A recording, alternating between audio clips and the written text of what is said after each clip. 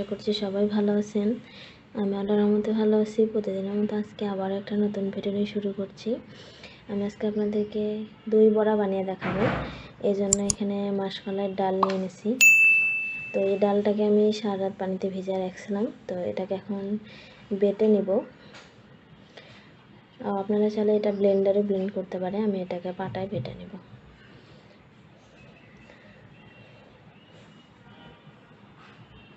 মাসকলাইয়ের ডালটা বেটে নেওয়া হয়ে গেছে। আমি এটাকে শিলপাটায় বেটে নিচ্ছি।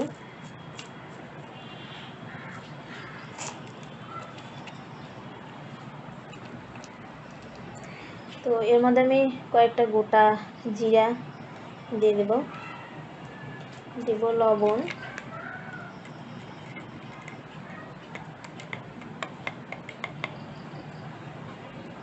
আন্দাজ অনুযায়ী লবণ। এর মধ্যে আমি কাবাবের মশলা দেব,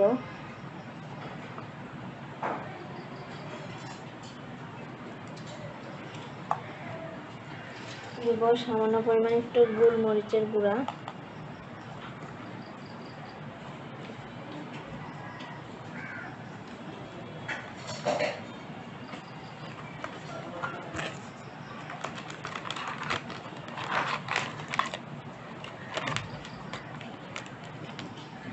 রাঁধুনি চটপটি মশলা,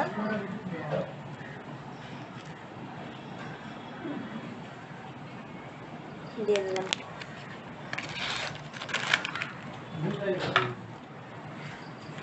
এখন এই ডাল বাটাটাকে ভালো করে ফেটে নেব।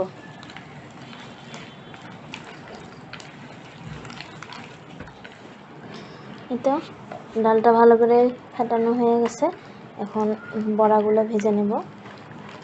চুলাটা কড়াই বসে দিছি। এখন দিয়ে দিব তেল। তেলটা গরম হয়ে গেলে বড়াগুলো ভেজে নেব। তেলটা খুব বেশি গরম করা যাবে না, নাহলে আবার বড়াগুলো পুড়ে যাবে।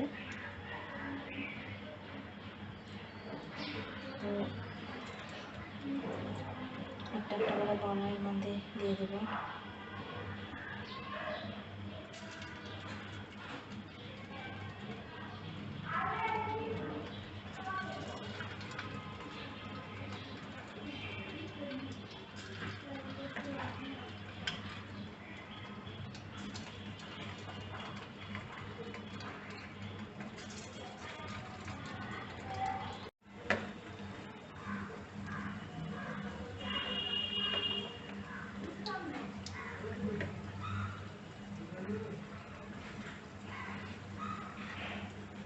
হালকা হিটে বড়াগুলো ভেজে নেব, খুব বেশি জোরে জাল দেওয়া যাবে না, আবার বড়াগুলো পুড়ে যাবে, ভেতরে কাঁচা থেকে যাবে। এটা আমার বড়াগুলো ভাজা হয়ে গেছে। এটাকে এখন তুলে নেব।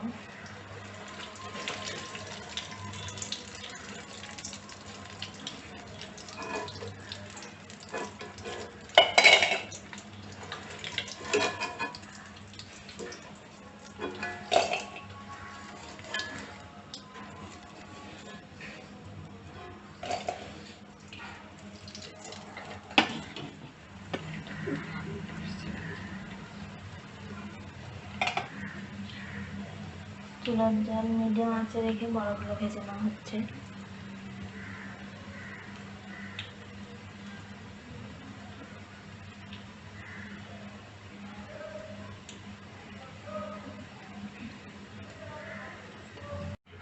তো বড়াগুলো ভাজা হয়ে গেছে, এটাকে এখন তুলে নেব।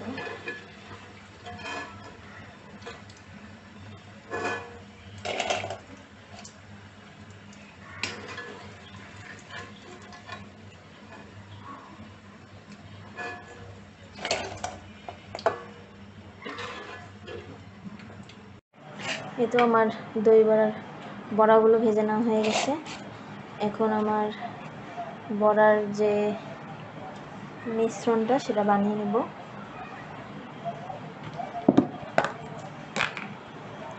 সেই মিশ্রণটা বানানোর জন্য লাগবে দই। আমি এখানে মিষ্টি দই নিয়ে নিছি।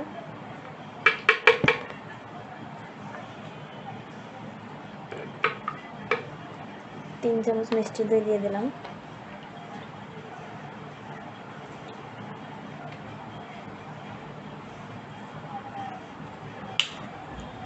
এখন এর মধ্যে পানি দিয়ে দেব।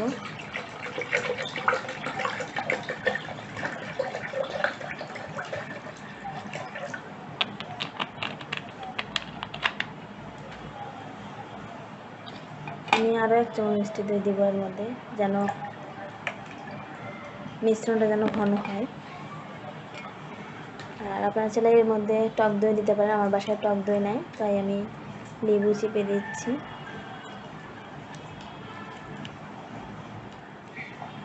এখন এর মধ্যে লবণ দিয়ে দেব।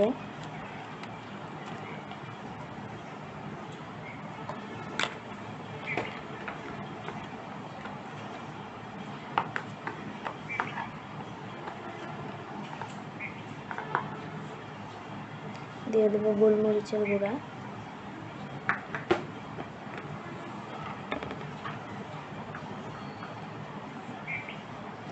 কাবাবের মশলা একটু দিলাম,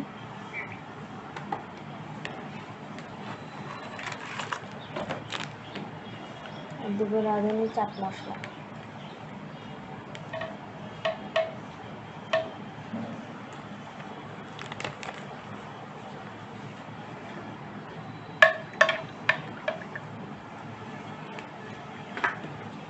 এখন এটাকে ভালো করে ব্লেন্ড করে নেব। দই বড়ার দইয়ের মিশ্রণটি তৈরি হয়ে গেছে।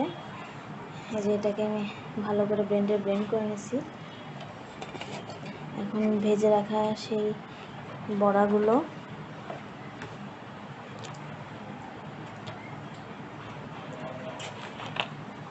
এর মধ্যে এখন ঠান্ডা পানি দিয়ে দেব।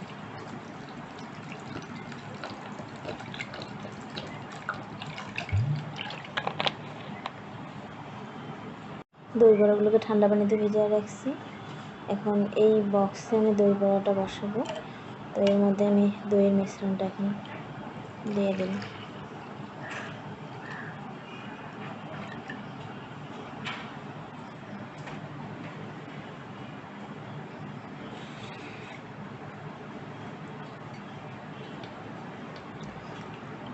এখন বড়াগুলোকে এই ঠান্ডা পানি থেকে তুলে দইয়ের মধ্যে দিয়ে দেব।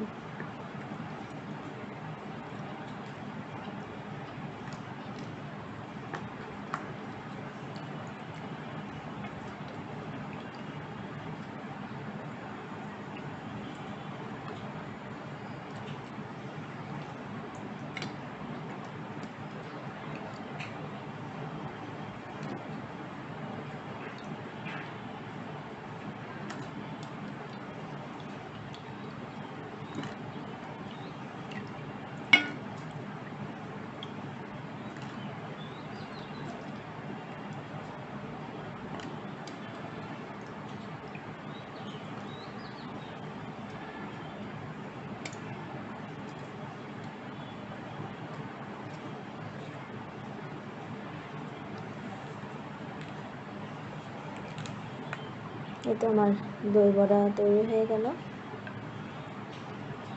এটাকে আমি এখন নর্মাল ফ্রিজে রেখে দেব। আধা ঘন্টা পর এটা খাবো, তাহলে দইগুলো ভেতরে ঢুকে দই বড়াটা রেডি হয়ে যাবে। চেখে দেখি।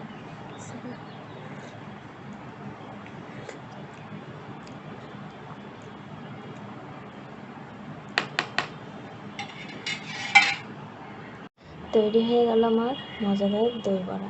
আপনারা বাসায় ট্রাই করবেন। আমার ভিডিওটি যদি ভালো লেগে থাকে তাহলে অবশ্যই আমার চ্যানেলটি সাবস্ক্রাইব করবেন, লাইক দেবেন, কমেন্ট করে জানাবেন আমার ভিডিওটি কেমন লাগলো। আমার আজকের ভিডিও পর্যন্তই। সবাই ভালো থাকেন, সুস্থ থাকেন। আল্লাহ হাফেজ।